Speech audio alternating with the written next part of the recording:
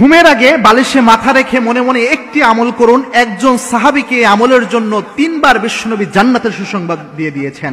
মনে রাখবেন, ঘুমের আগে মনে মনে এই আমলটি করা যায়। এই আমলটি যদি আমরা করতে পারি, আল্লাহ রাব্বুল আলামিন জান্নাতের সুসংবাদ দিয়েছেন এই আমলের কারণে 3 বার বিশ্বনবীর মাধ্যমে। সুতরাং এই আমলটি অনেক বেশি গুরুত্বপূর্ণ।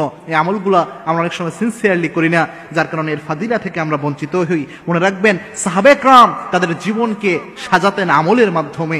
এই আমল দিয়ে যদি আমরা জীবন সাজাতে পারি, আল্লাহ রাব্বুল আলামিন আমাদের জীবনকে বারাকা দিয়ে ভরপুর করে দিবেন। আমরা যদিও এটা অনেক সিনসিয়ারলি নেই না।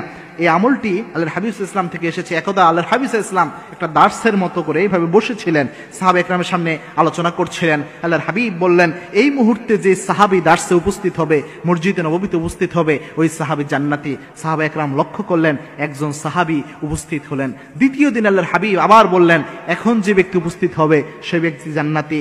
বিশ্বনবী